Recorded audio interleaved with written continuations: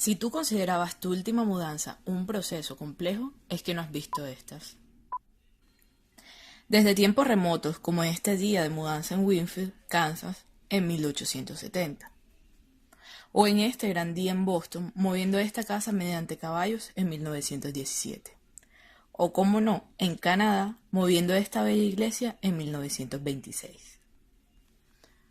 Y si nos vamos un poco más a nuestra realidad colombiana, les presentamos la movilización del edificio Cudecom en Bogotá, nuestro distrito capital.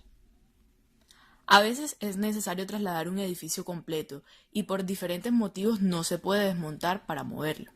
Eso da lugar a impresionantes proyectos de movilización de estructuras que suponen todo un reto para ingenieros y arquitectos.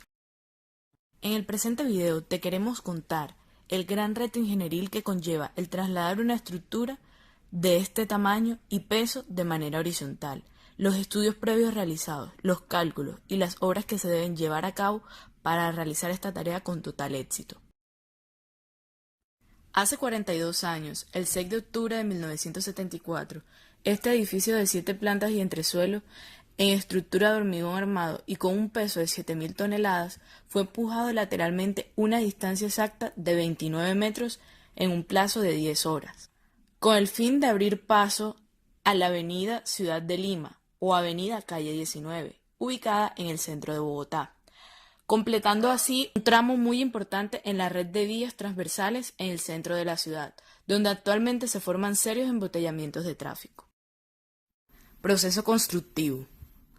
Para desplazar una estructura es necesario construir dos elementos estructurales, como lo son la estructura fija o carrilera y la estructura móvil. La primera de estas, en el caso de Cudecom, consistió en una serie de vigas de hormigón armado entre los pedestales de columnas en la dirección del desplazamiento apoyados sobre los antiguos cimientos y haciendo puente entre ellos. Estas vigas abrazaban los pedestales. Un poco más allá del edificio, hacia el sur y sobre el suelo virgen, esta serie de vigas se convirtieron en cimientos corridos tipo T, invertidas predimensionadas a una fatiga de contacto de 1,5 kPa. Adicionalmente, se construyó una zona de transición más ancha entre los antiguos y los nuevos cimientos, para así disminuir el asentamiento elástico a medida de que el edificio pasaba de su cimiento antiguo a los terrenos vírgenes. Esta fue una precaución, sumada al hecho de que las dos plantas adicionales todavía no se habían construido. Disminuyó la presión de contacto en la zona de transición a un máximo de 1 kilopolio sobre centímetro cuadrado. Entre el proceso constructivo también tenemos una estructura móvil, que a su vez consiste en una serie de vigas horizontales uniendo fuertemente en su base todas las columnas, a fin de crear una rigidez completa del conjunto. Esta se construyó ligeramente por encima de la estructura fija, para dejar espacio.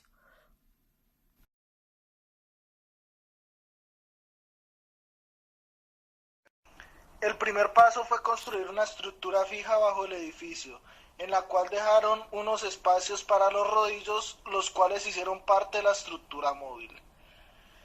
Como segundo paso, se extendieron los rieles sobre la estructura fija y luego se ubicaron los rodillos bajo el edificio para de esta manera poder patinarlo.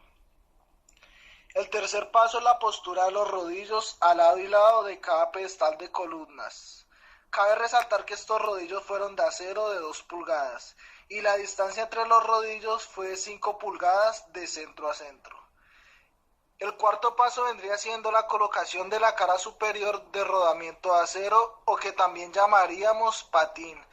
En el quinto paso se construyó la estructura móvil directamente sobre el patín y sobre los rodillos. ¿Qué se ganó con esto? Crear una ramificación de cada columna sobre los rodillos con un alineamiento perfecto. De esta manera, la carga de las columnas se pasó sistemáticamente a los rodillos colocados previamente al lado y lado de cada columna, sin utilizar ninguna clase de gatos y sin que se presentaran desplazamientos verticales u horizontales del edificio. A medida que se demolieron los pedestales de cada una de las 24 columnas, el vacío resultante fue enrasado con hormigón, permitiendo así la colocación del tramo de riel y patín que faltaban y la colocación de los rodillos intermedios. Dentro de las propiedades del suelo, tenemos que se llevaron a cabo 7 sondeos tipo estándar, localizados 3 dentro de los predios originales del edificio y 4 en los nuevos territorios. Adicionalmente, se analizó el estudio de suelos para el edificio del Banco Popular, construido recientemente a la diagonal de Cudecom. El objetivo de estas perforaciones fue el establecer la uniformidad del subsuelo bajo el edificio y a lo largo de su recorrido, mediante muestras inalteradas y análisis de laboratorio. La unión que se utilizó para darle mayor rigidez al sistema estructural del edificio fueron de 2.500 PSI. Estudios realizados mostraron que llegó a tener en los puntos críticos una resistencia hasta de 4.000. Para los cálculos de resistencia estructural durante el traslado, los ingenieros utilizaron un valor cercano a los 3.500 PSI. De su sistema hidráulico podemos decir que se utilizaron 4 gatos de 4 pulgadas de diámetro y 2 de 3 pulgadas de diámetro para lograr las reacciones estimadas en cada uno de los 6 puntos de aplicación de la fuerza. Cada gato estaba provisto en 2 resortes laterales para acelerar su recuperación al final de cada recorrido. La elongación máxima de estos gatos era de 2 metros, pero solo se utilizaron un máximo de 1,75 metros para eliminar la posibilidad de pandeo por falta de empotramiento del pistón. En base a esto, se estimó que una resistencia de fricción de 1.5% a 3.5% de la carga vertical durante el traslado.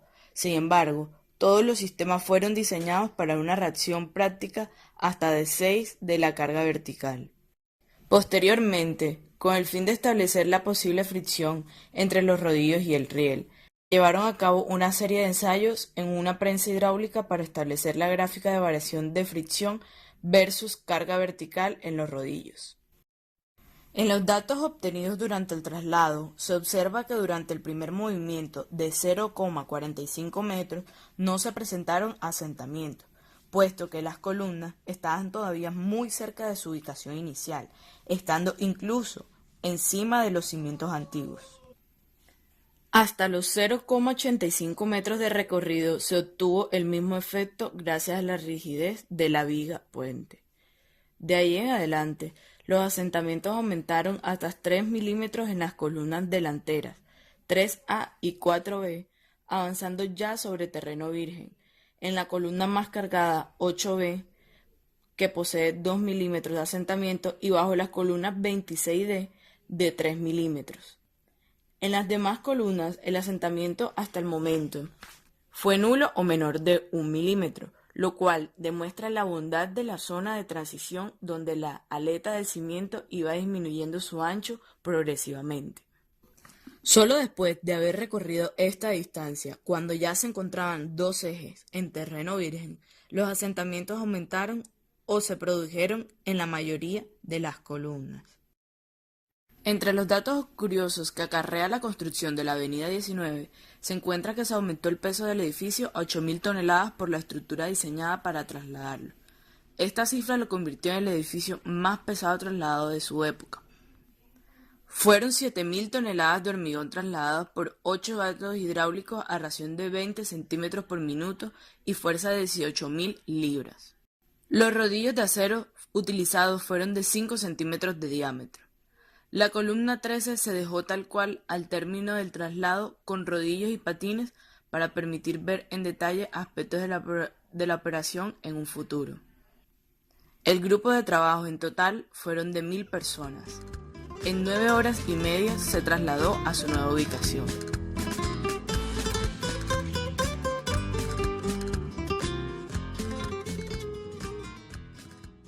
Los datos tomados en el extremo sur de las vigas de los cimientos, con asentamientos de 1 milímetro cuando se había avanzado 23 metros, permitieron concluir que un aumento importante de las presiones en dicho extremo comenzó a ocurrir cuando el edificio estaba a 6 metros de su localización definitiva. En resumen, tenemos que hubo una variación importante de los asentamientos durante el traslado, causados probablemente, como se mencionó antes, por los cambios en los esfuerzos dentro del edificio o por las ligeras variaciones que, desde luego, existen en el subsuelo.